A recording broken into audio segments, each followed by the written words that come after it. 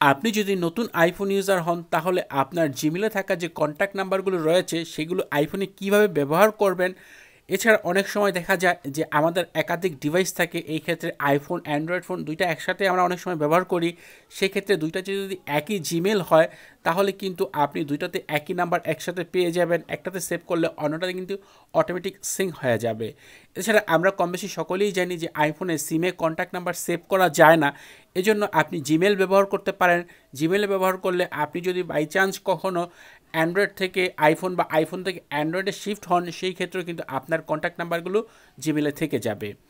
এজন্য at first আপনার ফোনের যে সেটিংস অ্যাপ রয়েছে এটা ওপেন করবেন। এরপর একটু নিচের দিকে যাবেন, এখানে আসলে কন্ট্যাক্ট নামে একটি অপশন পাবেন।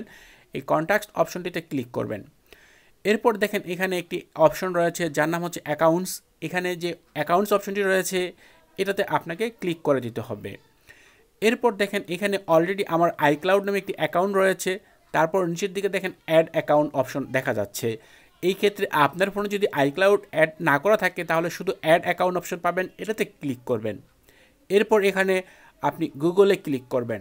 আপনার জিমেলের যে যে জিমেলটা আপনি ব্যবহার করেন কন্ট্যাক্ট সিঙ্ক করার জন্য বা যে জিমেলে আপনার কন্ট্যাক্ট নাম্বারগুলো রয়েছে সেই জিমেল অ্যাকাউন্টটি এখানে দিয়ে দিবেন। এরপর এখানে যে সকল পারমিশন চাই সেগুলো অ্যালাউ করে দিবেন।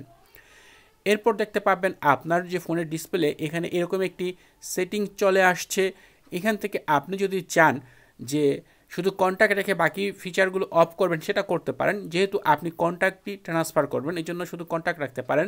আর যদি মেইল রাখেন তাহলে আপনার সেই জিমেলটি মেইলের আন্ডারও চলে যাবে, সেখানে মেইলে আপনি ইনবক্স হিসেবে সেটাও ব্যবহার করতে পারবেন। এরপর এটা সেভ করে দিলে দেখতে পাবেন এখানে অ্যাকাউন্টস অপশনে আমার এই মুহূর্তে দেখা যাচ্ছে দুইটা অ্যাকাউন্ট, একটা হচ্ছে আইক্লাউড একটা জিমেল। আপনার ক্ষেত্রে আইক্লাউড না থাকলে শুধু জিমেল শো হবে বা আপনি দুইটা একসাথে ব্যবহার করতে পারেন। এখানে সেটিংয়ের কাজ শেষ, অ্যাকাউন্ট অ্যাড করা হয়ে গেল। এরপর আপনি আপনার ফোনের যে কন্ট্যাক্ট অ্যাপ রয়েছে সেই কন্ট্যাক্ট অ্যাপে চলে যাবেন।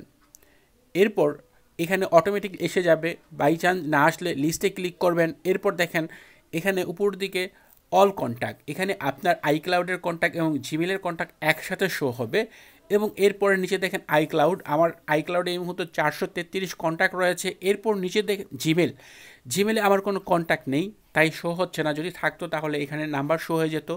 আর যেহেতু আমি এই আইক্লাউড ব্যবহার করছি তাই আমার সব কন্ট্যাক্ট আইক্লাউডে থাকছে, আমার জিমেলে থাকছে না। আর আপনি যদি জিমেল ব্যবহার করে থাকেন তাহলে সেগুলো জিমেলে সেভ হবে। এরপর আপনি সেই জিমেলটি যদি অ্যান্ড্রয়েডে নিয়ে যান সেখানেও কিন্তু আপনি এই কন্ট্যাক্ট নাম্বারগুলো পেয়ে যাবেন। আইফোনে এবং অ্যান্ড্রয়েড ফোনে দুইটাতে একসাথেই কিন্তু একই কন্ট্যাক্ট আপনি ব্যবহার করতে পারবেন।